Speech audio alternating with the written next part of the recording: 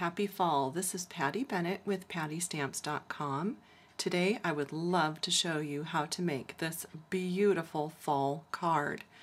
I received this from my friend Sandra, and when I got it in the mail I immediately emailed her and said, "How did you make this? It's so pretty." So she emailed me the instructions and I thought we would get together and stamp this together. So if you would like to make one with me, let me show you the supplies that you're going to need. You'll need some very vanilla Stampin' Up cardstock. And then this is the stamp we're using, Magificent Maple. It is from the holiday catalog, which is valid through early January 2014. And then an assortment of fall color stamp pads. I'm using Pumpkin Pie, Tangerine Tango, Crushed Curry, and then you're also going to need Early Espresso. You're going to need a Versamark ink pad, clear embossing powder, and some Stampin' sponges. And you will need a brayer. So let's get started.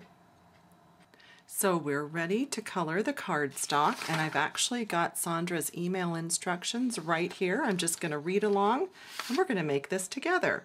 So she says to color the very vanilla cardstock with fall colors. Now I chose Crushed Curry, Pumpkin Pie, and Tangerine Tango, and I'm using Stampin' sponges. You know, they come in a circle and I just cut mine in quarters with a big pair of scissors, and so that's how I'm going to apply the color. So let's see how this goes. I think I could kind of tell by looking at her sample that I bet you could even use sponge daubers. I think you could do fairly small areas if you want to. So a sponge is going to give you a larger area. And I'm just sort of dabbing it and doing kind of swirls. I'm sure that you can color it whatever is best for you. I'm going to put just a little more of the daffodil on there, leave a little bit of the vanilla showing because I think it looks like that's what she's done. Now I'm going to let this dry a little bit because the next step involves clear embossing powder, and I don't want any of this ink to still be wet and to let the embossing powder stick to it. So I'll be right back after this dries.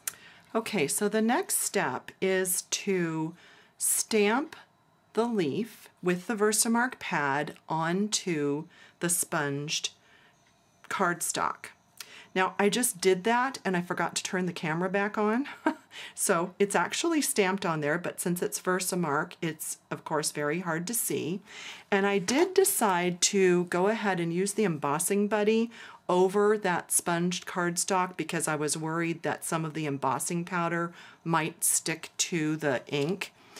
And then after stamping it in Versamark ink, I went ahead and put the embossing powder over the whole thing. So the embossing powder has now stuck to the leaves.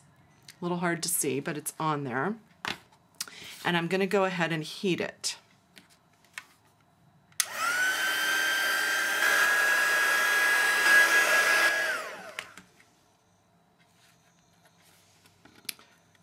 That is super pretty.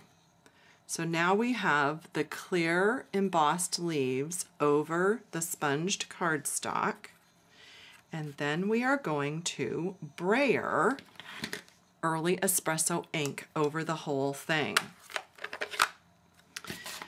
Now with my brayers, I actually keep two brayers. This one is nice and clean and I use it with light colors, and this one is very stained and I use it with all my dark colors, and I've used it a lot with black and with gray and Early Espresso, and so even though I do clean it, it really stays really dark and it's just the way it is. And I'm going to go ahead and ink it. I'm just rolling it and picking it up and rolling it on the Early Espresso ink pad. And then what Sandra says is just to roll it over your cardstock. Wow, this is a really pretty resist card. I love this. I'm going to go ahead and do it twice. Look how gorgeous that is. That is really dark.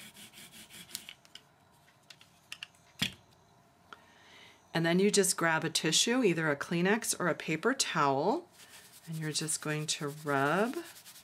You're going to take all that excess ink off of the embossed area. That is so cool. Wow. So there you have it.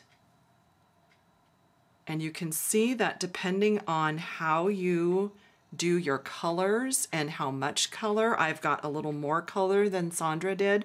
She left a few more areas with just the vanilla showing, or I did a little more, so you can get a really different look.